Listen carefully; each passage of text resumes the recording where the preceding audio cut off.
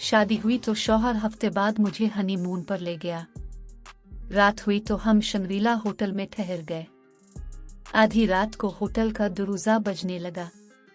दरवाजा खोला तो एक 12 साला लड़का खड़ा था। कहने लगा, मैडम बाहर सर्दी बहुत है, आज की रात अगर पना मिल जाए। मुझे तरस आया, इसको लाकर पास बेड पर सिल लिया। आंख खुली, होश अलिफाड़ गए। जिसे बच्चा समझकर पास लेटा आ वो तो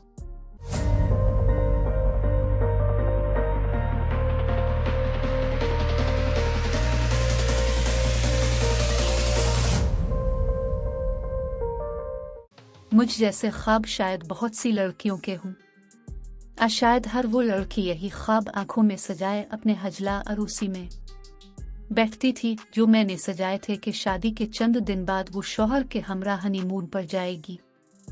रूनुमाई की अंगूठी पहनाते हुए जब असद ने मुझसे ये कहा, हम चंद दिन बाद एबटाबाद के टूर पर जाएंगे और उसके बाद कश्मीर और मानसहरा भी, ये सुनकर तो मेरी आंखें ही चमक गई थी। मैंने आज तक कराची के बाहर कुछ नहीं देखा था, इसलिए मरी, एबटाबाद, इस्लामाबाद, मानसहरा वगैरह जाना एक हुसैन ख्वाब जैसा था। 2 दिन मैंने हनीमून टूर के ही ख्वाब देखे थे, लेकिन मेरी बुरी किस्मत के जिस दिन हमें जाना था, मेरी सास से रियों से गिर गई। मेरे शौहर बहन भाइयों में सबसे बड़े थे, इसलिए वो अपनी वालिदा को इस हालत में छोड़ के जा नहीं सकते थे। फिर घर के वाहिद कफील भी थे, क्योंकि मेरे ससुर का इंतकाल हो चुका था। मेरी सास के पांव के फ्रैक्चर ने तो जैसे मेरे अरमानों पर पानी ही फेर दिया था। मैं जो अपना पूरा सामान पैक किए बैठी थी कि 15 दिन असद के साथ यादगार बनाऊंगी, सब जगह घूमूंगी फिरूंगी, सेल्फियां बनाऊंगी, अपनी दोस्तों को जेलस फेल करवाऊंगी। सारा प्लान ही चौपट हो गया था।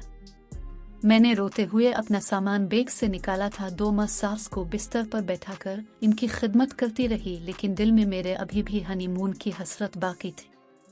3 माह की खिदमत के बाद मेरी सास अब भली चुंगी हो गई थी।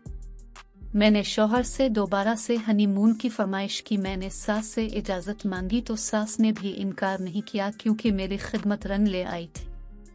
वो मुझसे बहुत खुश थी। बड़ी मिन्नतें मुरादों के बाद मेरी यह ख्वाहिश पूरी होने जा रही थी। जब हम लोग पिंडी जाने के लिए ट्रेन में बैठे, इस कदर खुश थे जैसे मैंने पूरी कायनात को मुसख्खर कर लिया हो। पूरी ट्रेन के सफर में मैं अपने शौहर से यही बातें करती रही कि हम यहाँ भी जाएंगे, वहाँ भी जाएंगे। मैं चाहती थी कि 15 दिन के ट्रिप को मैं खूब एंजॉय करूं, क्योंकि जानती थी इसके बाद दोबारा ऐसा मौका मुश्किल से ही मिलेगा। इस्लामाबाद में हम 2 दिन रहे थे और फैसल मस्जिद और इस्लामाबाद की मशहूर जगहों की खूब सैर सपाटे किए थे। हमारा दूसरा पड़ाव एबटाबाद था। खूबसूरत वादियों का मंजर था। वहाँ एक शिंगरेला होटल पर हम ठहरे थे। खूबसूरत होटल और उसके बाहर का मंजर भी बेहद हुसैन था, लेकिन शायद हमारी किस्मत अच्छी नहीं थी। दिसंबर की आखिरी तारीखें थीं और जनवरी की इब्तिदा होने वाली थी। सर्दी की शिद्दत के साथ साथ बर्फबारी का सिलसिला भी शुरू हो चुका था। मैं जो घूमने फिरने के प्लान बनाकर आई थी, बर्फबारी और सर्दी की शिद्दत की वजह से कमरे से बाहर भी निकलने को तैयार न थी। इस पर यह सितम के गर्म पानी की सहूलत भी जा चुकी थी, क्योंकि सुई गैस पापों में जिम चुकी थी और कुछ में शुरू से कराची में रही थी, इसलिए ना तो ज्यादा गर्मी बर्दाश्त करने की आदत थी, ना ही इतनी सख्त सर्दी।